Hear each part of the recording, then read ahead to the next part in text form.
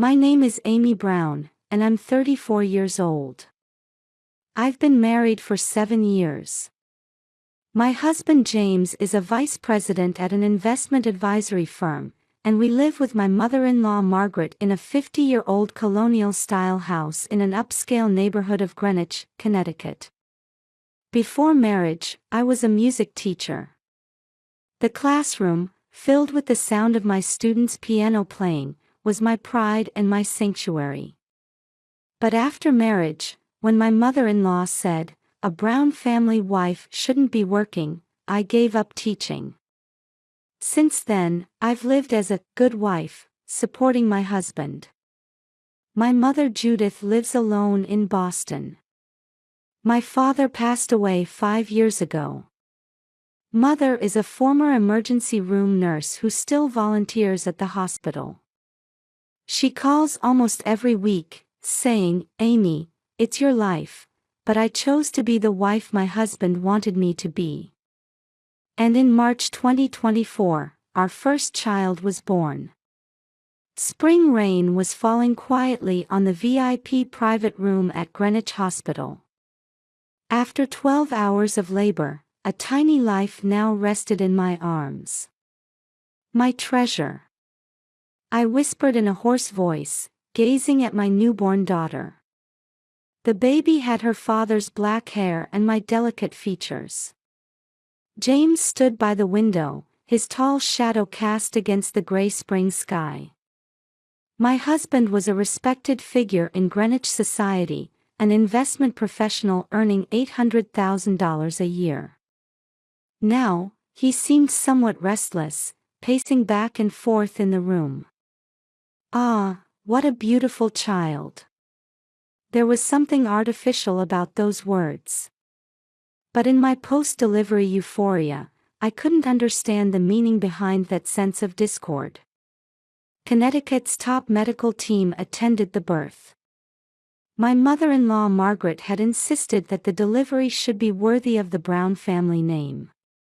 She elegantly wrapped an Hermes scarf around her neck and muttered, almost to herself, "A girl." The large diamond on her ring sparkled under the fluorescent lights. Unexpected. I saw my mother Judith frown at Margaret's words. Mom, in her practical shoes and well-worn cardigan, was a stark contrast to my mother-in-law in her designer brands. She approached my bedside and gently held my hand. "You did well, Amy." Those words brought tears to my eyes. While the nurses praised my strength in overcoming a difficult delivery, my mother's words carried special weight. But this happy time didn't last long. After returning home, changes began gradually. The nursery surrounded by luxurious pink wallpaper and hand-painted clouds. Little Lily sleeping in her Italian luxury crib. On the surface, it seemed like the most privileged environment possible. But my husband's return time grew later and later each day. Young mothers these days are too soft. In my day, we were much stricter with discipline. "The baby's crying is bothersome. Shouldn't we move her to the servants' quarters?" My mother-in-law's words grew colder day by day. While struggling with postpartum health issues and sleep deprivation, I desperately pored over parenting books. But no matter how hard I tried, in my mother-in-law's eyes, I was never good enough as a mother. And then came the fateful day. A rainy night on March 21st. 8 p.m., in the second-floor living room. Heavy rain clouds covered the windows outside, and the room was dim. As soft indirect lighting cast gentle shadows, Lily's cry broke the silence. As I tried to nurse her with my exhausted body, my husband's angry shout suddenly rang out. "Enough." When James stood up, my heart nearly stopped. "I don't want a girl. Get out." Lily, startled by her father's voice, began crying even louder. My hands trembled. "James, why?" As my voice shook, Margaret stood up beside me, casting a cold glance. "Leave immediately. We don't need you in our family." I held Lily tightly with trembling hands. "Please, think about the baby." My husband had transformed before my eyes. His profile was unrecognizable as the gentle husband I'd known for 7 years. My mother-in-law's cruel smile. And Lily, crying anxiously. An unreal scene was unfolding before me. The sound of rain against the windows grew stronger, as if foreseeing the trials that would befall us, mother and child. I ran through the rain, holding Lily to my chest, trying to shield her from the rain with my cashmere coat. Without time to call a taxi, I headed straight for the late-night bus terminal bound for Boston. It hadn't even been 2 hours since I fled from my husband. My expensive heels were difficult to walk in and my ankles hurt, but I couldn't stop. Lily was surprisingly quiet. As if understanding the situation, she just pressed her tiny body against my chest, occasionally making small sleeping sounds. Her warmth was my lifeline. On the bus, I desperately held back tears. The streetlights flowing past the window seemed to waver, just like my heart. On the bus seat heading from Greenwich to Boston, 7 years of married life flashed before my eyes. At 2 a.m., I stood frozen at my mother's doorstep. My hair was soaked from the rain, and my once proud dress was wrinkled with rain stains here and there. My makeup must have been ruined, with mascara darkening around my eyes. But Lily alone was warm with my body heat, breathing peacefully. With trembling fingers, I pressed the intercom. The lights came on immediately, and the door opened. "Amy." The moment my mother saw me, she seemed to understand everything. Tears were already glistening in her eyes. "Come in, come inside." Mother gently led us into the house. As soon as we entered the warm interior, the tears I'd been holding back burst forth. I fell to my knees in the entryway, still holding Lily, and sobbed out loud. "I'm sorry, Mom. Words failed me. The tears just wouldn't stop. "Take a shower. I'll prepare changes of clothes for the baby." Mother's voice was calm and practical as always. A precise judgment typical of a former emergency room nurse. But there was a warmth in her voice that I didn't usually feel. My mother's house had hardly changed since I left 7 years ago. The old but well-maintained furniture, family photos on the walls, and the faint scent of my father's favorite pipe tobacco. Everything was nostalgic and healing. While I was in the shower, my mother changed Lily's diaper and prepared warm milk. When I got out of the shower, clean pajamas were laid out. As if she had been waiting for my return. That night, my mother listened to me talk all night.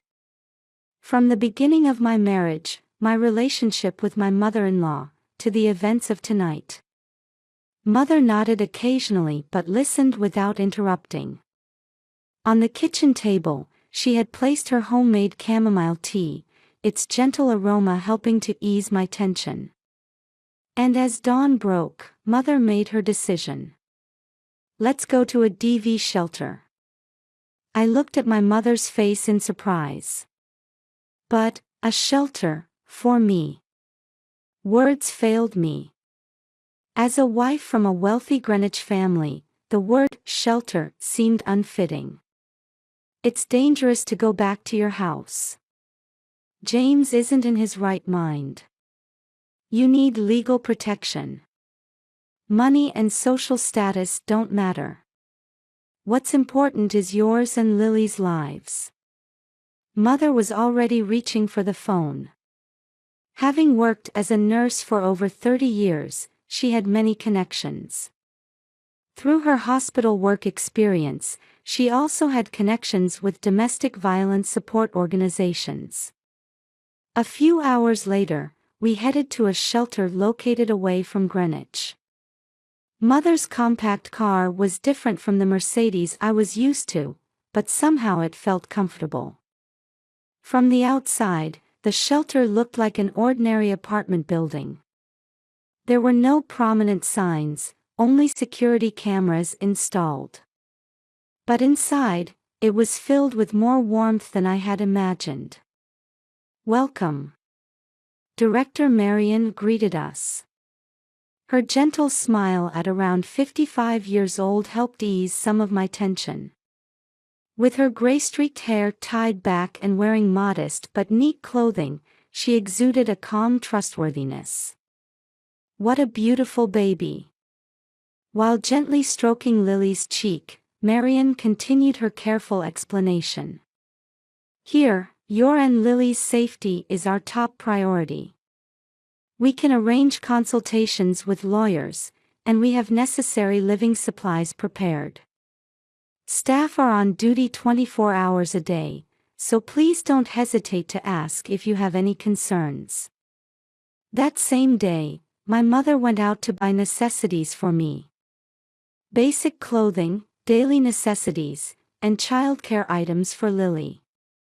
Though they were bought from local supermarkets and discount stores rather than department stores or brand shops, they somehow held a special warmth. "Tomorrow, I'll introduce you to a trustworthy lawyer. Jessica Watson. She's an expert in women's rights." When Mother said this before leaving that night, I finally realized my situation. This is reality. I had fled from my husband and was in a shelter. The large mansion in Greenwich, the maids, the luxurious life, all were now in the past. But strangely, the fear had faded. Instead, I even felt a kind of liberation.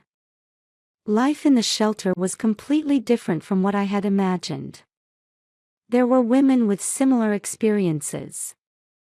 Sarah had been a director at a major corporation. Kate was a pediatrician. Jennifer was a housewife. I learned firsthand that violence can happen to anyone, regardless of social status or economic situation. I couldn't believe it at first either, Sarah quietly told me one night while drinking tea in the shared kitchen. "You might wonder why someone like me, who became an executive at a company I worked at for 20 years, is in a shelter. But violence has nothing to do with class." Her words struck deep in my heart. Indeed, why was I, who had lived in a Greenwich mansion with a husband earning $800,000 a year, here? The answer was simple. To escape violence. That had nothing to do with social status. Lily thrived even in this environment.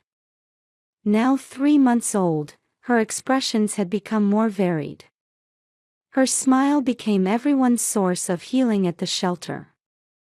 The other residents doted on her as if she were their own grandchild. A baby's smile gives us hope, doesn't it? When my roommate Sarah said this, I wholeheartedly agreed. Just seeing Lily's smile made me feel like I could overcome any difficulty. As promised, Mother visited twice a week without fail. Each time, Lily would happily wave her arms and legs. While holding Lily, Mother would tell stories about when I was a child. "You used to smile just like this. Becoming a mother helped me grow too. Now you're having the same experience." Mother's words gave me new insights. Being called a mama is such a happy thing, isn't it? When I confided this to Mother one day, she smiled gently. "Yes, it is. That's why you made the right choice. For Lily's sake, and for your own. In twice-weekly counseling sessions, I had time to face my emotions. Anger towards my once kind husband, disappointment at being betrayed, and love that still remained. Everything was intricately tangled. It's natural to have complex feelings. Healing begins with acknowledging them. Jane, the counselor, said this while helping me sort through my feelings. Our sessions always left my heart feeling a little lighter. Gradually, I began to reclaim my life. One day, when I found an old piano in the shelter's common space, my heart filled with nostalgia. Memories of my time as a music teacher came vividly flooding back. I gathered my courage and started giving simple piano lessons to the children at the shelter. At first, just once a week for 30 minutes.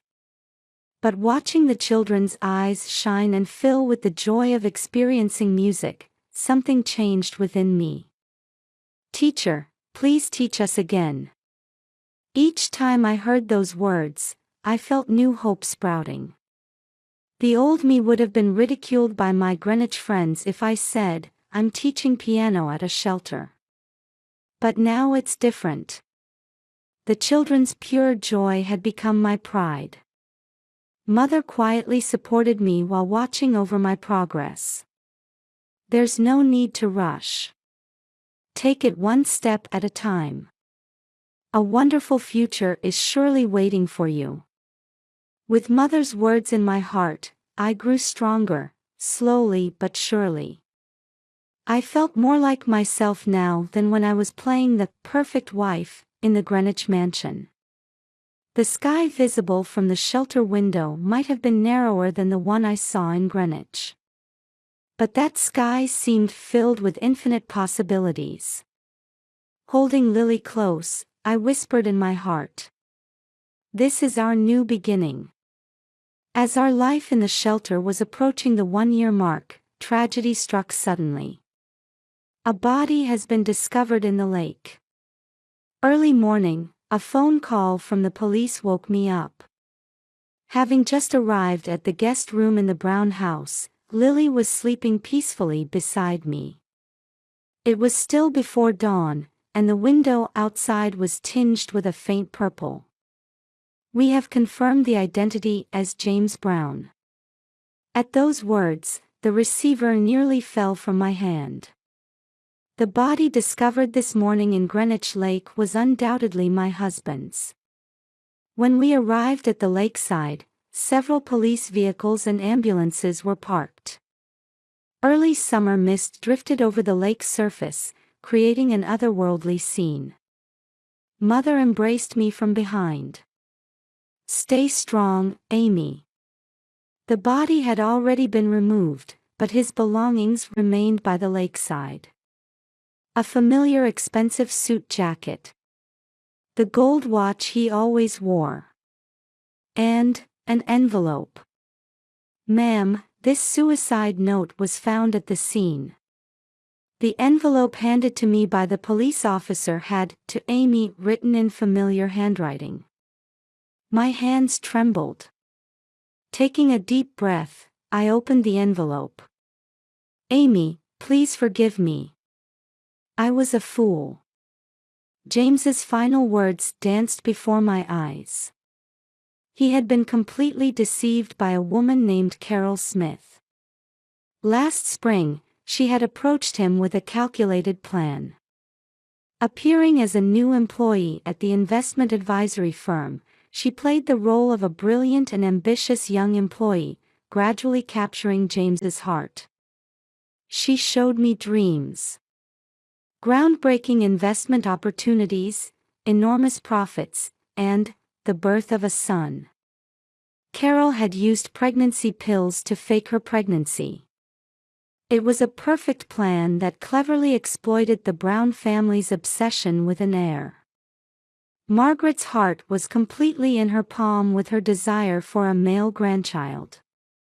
Mother would say every day, "It's a boy," Surely it's a boy. Amy, that rainy night when we drove you and Lily out, I was already caught in her trap. Pushed by Mother's voice. The suicide note also detailed how the assets were lost. It started with small transfers under the guise of investments. The amounts gradually increased, until finally they touched the mansion, cars, and even company assets. By the time I realized, it was too late. $20 million. Almost all of the Brown family assets were gone. I had even touched company funds. And the final blow.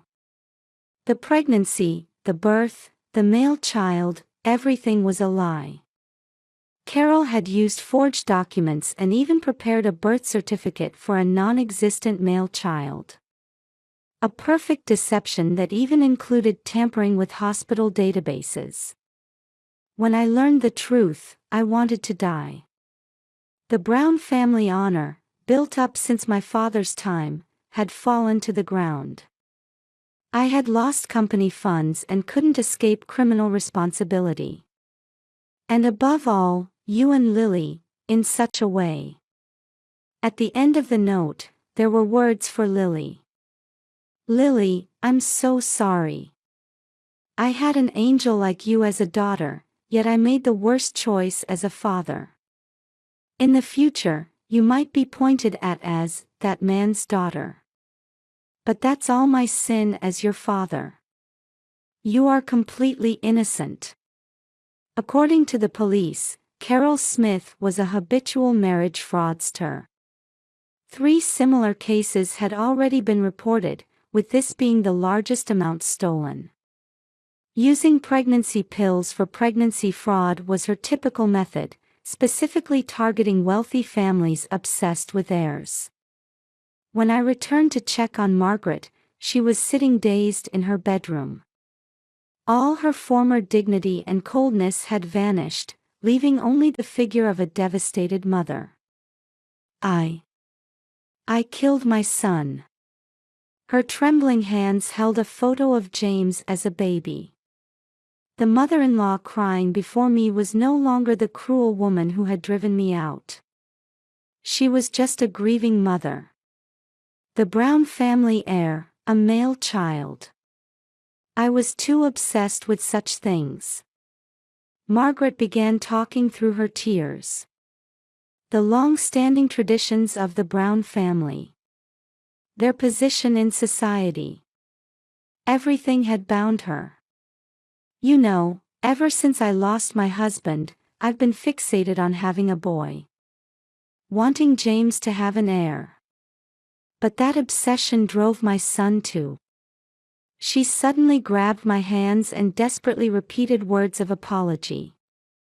Amy, I'm so sorry. How cruel I was to you and Lily. How foolish I was. To drive out my own granddaughter, my precious, precious granddaughter. At that moment, Lily crawled in from the hallway. Still just learning to walk, she approached Margaret's feet with cheerful sounds. Margaret truly looked at her granddaughter for the first time. Lily's innocent smile. Her black hair like James's.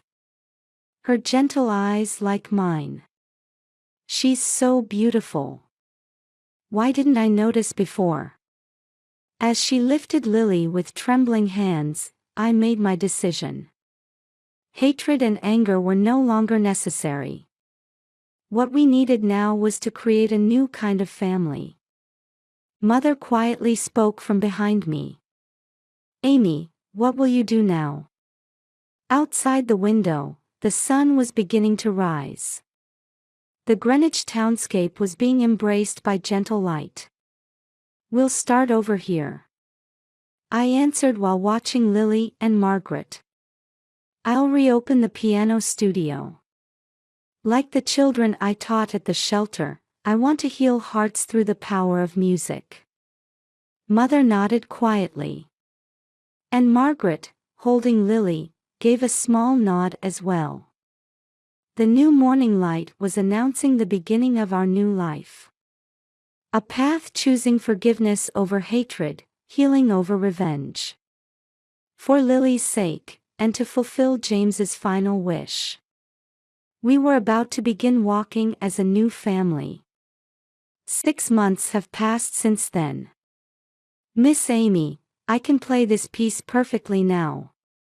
Chopin's waltz echoes through the quiet residential area of Greenwich. I opened my long-desired piano studio in a renovated room of the mansion where I once lived with James. Many of the students are children from the shelter who shared those days with me. Thanks to Margaret providing a van for transportation, students can now come from far away. Wonderful, Sarah. When I applaud with a smile, Lily also claps her tiny hands in joy. My daughter, now a year and a half old, toddles around the piano during lessons, occasionally reaching for the keys. She'll be a pianist soon. Margaret gently lifts her granddaughter. Now, her expression has lost its former intimidating air, filled instead with gentle warmth. Last week, news came that Carol Smith had been arrested in Mexico. After 5 months of international pursuit, she was finally caught. Her methods had been sophisticated. Pregnancy fraud using pregnancy pills, forged birth certificates, even tampering with hospital databases. It was revealed she had committed more than 10 similar frauds. The total damages exceeded $50 million. Most of her targets were wealthy families obsessed with heirs. Our $20 million was just a part of it. The suspect faces up to 20 years in prison after indictment. When the investigator told us this, strangely, my heart felt lighter. There was no more hatred or anger. Only relief that everything was over. While some assets were recovered, we couldn't return to our former lifestyle. But perhaps that was fortunate for us. Because we could now see what was truly important, which had been invisible in our luxurious life. A house filled with piano music is wonderful, isn't it? Mother murmurs while making tea. She visits without fail every weekend, now an essential member of our family. Margaret has distanced herself from Greenwich society. Instead, she began volunteering at a local domestic violence support organization. Doing what I can, she says. James's memorial photo sits above the living room fireplace. Next to it is a photo from his childhood. Margaret sometimes stops in front of it, quietly closing her eyes. A time for regret and prayer. But now, her expression has regained its serenity. Look, Papa. Lily sometimes waves at the photo. Her innocent gesture brings us healing. Next week, 3 new students will join. Twin boys from the neighborhood and a girl from the shelter. Music knows no gender. That's our studio's motto now. In the evening, after the last student leaves, I sit alone at the piano. Though I gave up my dream of becoming a performer, I now have a new dream. Healing wounded hearts through music.